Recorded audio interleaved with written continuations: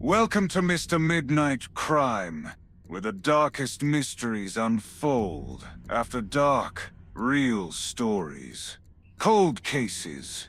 It's Friday, December 15th, 1995. In the small town of Bristolville, Ohio, 15-year-old Ruth Markley steps off her school bus. Her family's supposed to attend a funeral that evening. One of her dad's sisters just passed away. But when Ruth walks into the house, something's wrong. The front door is unlocked, which never happens.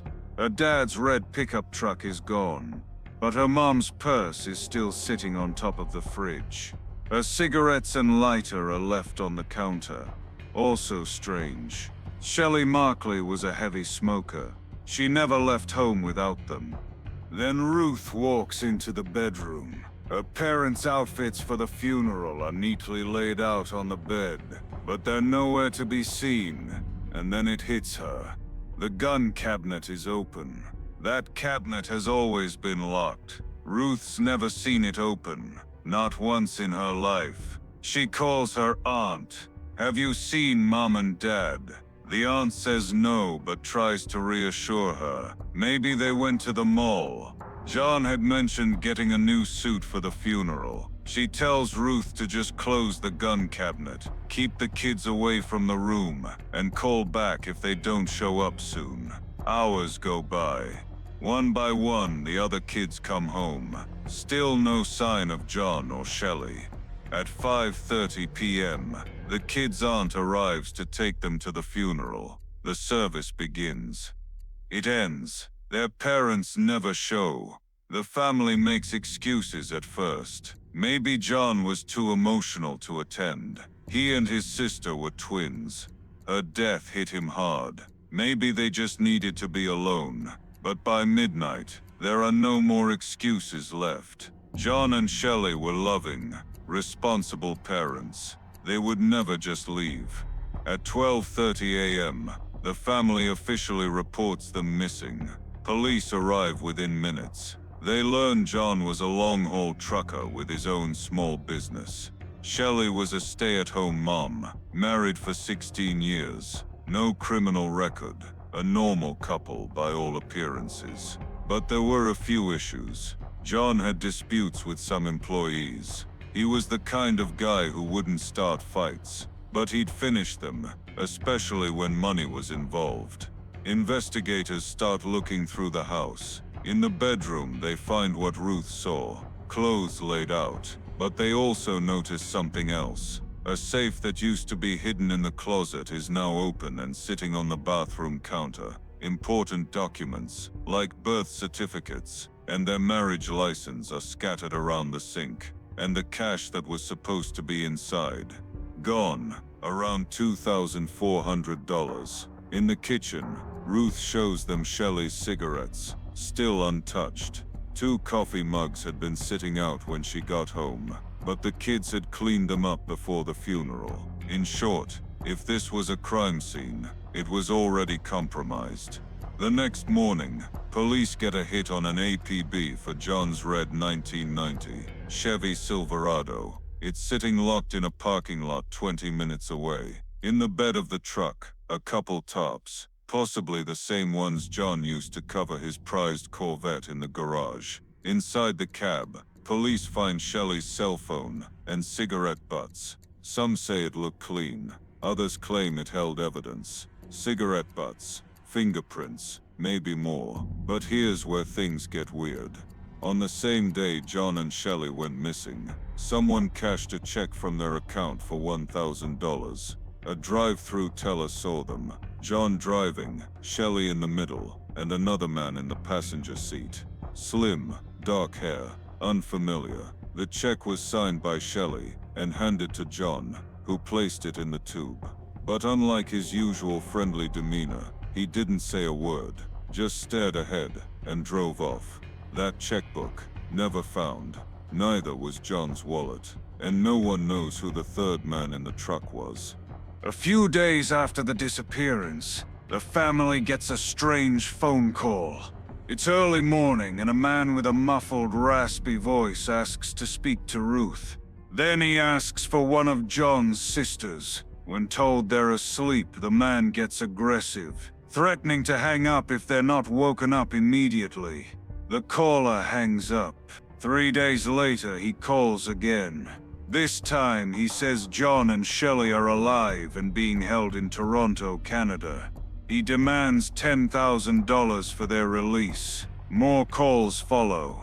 The man says Shelley and John will be sacrificed by a cult if the money isn't delivered by New Year's Eve. He gives specific instructions. Drop the money at a mall behind penguin sweatshirts and follow a scavenger hunt-like trail to get the next location. Police set up a sting. John's brother-in-law, Gene, pretends to follow the instructions. They leave a decoy bag filled with rags, but no one picks it up. Then, a teenage girl shows up. Police recognize her. She had been seen earlier near the drop site. She goes into the bathroom of a nearby gas station where the bag had been moved and leaves empty-handed. Police surround a car and arrest the girl and the driver, her father, Stephen Durst. Durst isn't just some random guy. He used to work for John. At one point, he and his kids even lived with the Markleys. But their relationship soured. John accused Stephen of stealing fuel from company trucks. He was fired, kicked out, and angry. Police charge Stephen with extortion. And here's the kicker. When Stephen is asked to take a polygraph about John and Shelley's disappearance, he fails every question. But there's still not enough to charge him with abduction or murder. Stephen claims he just happened to be at the mall that day.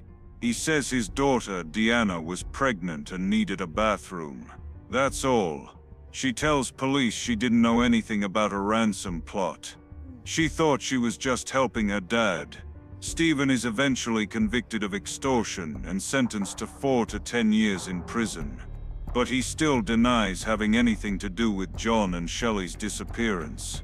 And then, a mysterious audio recording surfaces years later. A man believed to be Stephen is heard saying he threatened a couple for money they owed him. He doesn't name John or Shelley, but when asked if the recording is about them, he replies, "That's part of it." After prison, Stephen racks up more charges. A domestic violence case in 2019. A prior rape charge that was dropped when the complainant didn't show up in court. Still, no direct evidence links him to a double murder. Meanwhile, the case goes cold, but not for the family. John's brother goes searching.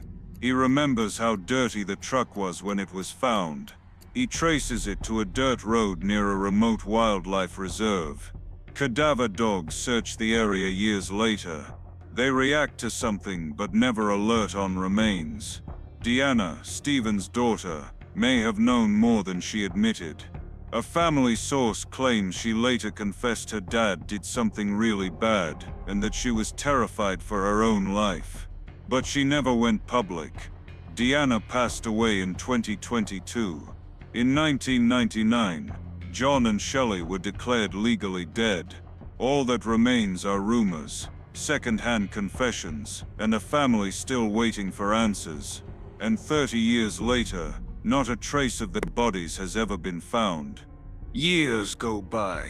New tips come in, some of them chilling. One source tells police that John and Shelley are buried in a remote wildlife area. It's the same place John's brother investigated back in the early days. Cadaver dogs are brought in. They react but don't confirm the presence of human remains.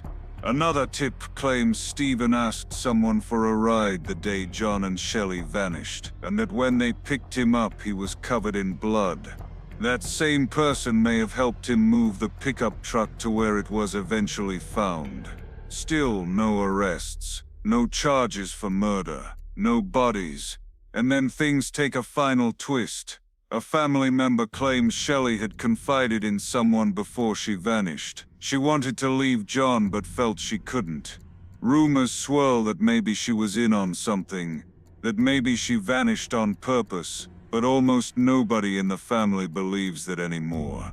Why? because Shelley never contacted her kids again. Not once, not even secretly. If she were alive, she would have come back for them. In 2015, a series of messages between a relative of Deanna's and an anonymous source suggest Deanna knew everything, but was too scared to talk.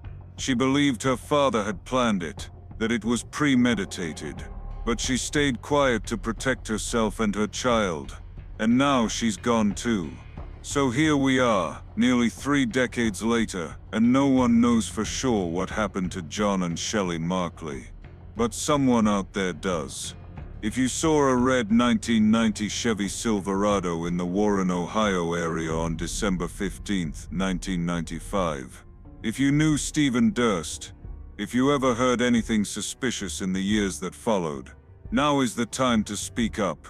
Call the Trumbull County Sheriff's Office at 330-675-2540. Even the smallest detail could solve this case and bring peace to 5 children who never saw their parents again. Thanks for watching, Mr. Midnight Crime. If this case kept you guessing, there's more where that came from. Subscribe for the next unsolved mystery, dropping every week at midnight.